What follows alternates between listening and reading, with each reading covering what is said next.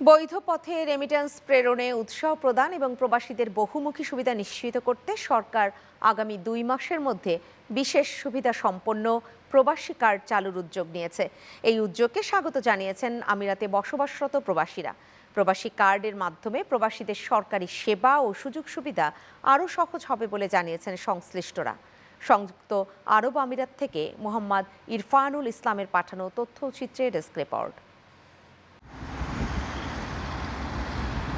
আগামী 2 মাসের মধ্যে প্রবাসী কার্ড চালুর ঘোষণা উৎসাহিত সংযুক্ত আরব আমিরাতে বসবাসরত বাংলাদেশিরা। এই কার্ডের মাধ্যমে প্রবাসীরা দেশের বিমানবন্দরগুলোতে বিশেষ ভিআইপি সেবা সহ নানাবিধ রাষ্ট্রীয় সুযোগ সুবিধা পাবেন বলে প্রত্যাশা করা হচ্ছে। প্রবাসী কার্ডের মাধ্যমে প্রবাসীদের যে সুযোগ সুবিধা দেওয়ার কথা বলছে,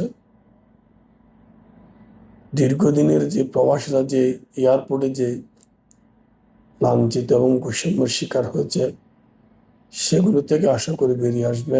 কেবল সাধারণ শ্রমজীবী প্রবাসীরাই নন, এই যুগান্তকারী উদ্যোগকে ইতিবাচক দৃষ্টিতে দেখছেন আমিরাতে কর্মরত বাংলাদেশি উদ্যোক্তা ও ব্যবসায়ীরাও। তারা মনে করেন এই বিশেষ সুবিধার ফলে বৈধ উপায়ে ব্যাংকিং চ্যানেলে দেশে অর্থ প্রেরণের হার উল্লেখযোগ্য হারে বৃদ্ধি পাবে। এই কার্ডের মাধ্যমে আমরা আশা করব সরকারের কাছে এবং সরকারের নেতৃবৃন্দের কাছে যাতে এটা যথার্থ মূল্যভাবে আমাদেরকে দেশে আসা যাওয়ার ক্ষেত্রে আমাদের এয়ারপোর্টগুলোর মধ্যে এবং সম্মান প্রদর্শন করে এবং আমাদের সার্বিক সহযোগিতা। প্রবাসীদের জন্য ইতিমধ্যে একটি কার্ড সচ্ছল বা বিদ্যমান থাকা সত্ত্বেও নতুন করে আরও একটি কার্ড চালু করার সিদ্ধান্ত কতটুকু যৌক্তিক ও ফলপ্রসূ হবে তা নিয়ে প্রশ্ন তুলেছেন জাতীয় নাগরিক পার্টি এনসিপি এর নেতৃত্ববৃন্দ।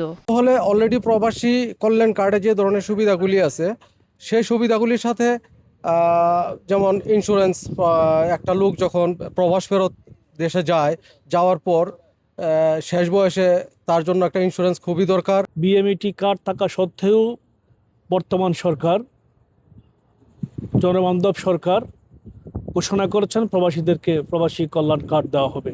এই কার্ড অত্যন্ত গুরুত্বপূর্ণ, এটা অনেকের ডিমান্ড ছিল। যেহেতু এই সরকার জনগণের সরকার, তাই এই সরকার প্রবাসীদেরকে প্রবাসী কার্ড দিচ্ছে। প্রবাসী কার্ডের এই উদ্যোগ সফল হলে তা দেশের অর্থনীতি এবং প্রবাসীদের কল্যাণে একটি নতুন মাইল ফলক হয়ে উঠবে বলে মনে করছেন সংশ্লিষ্ট মহল। Channel 9 news desk.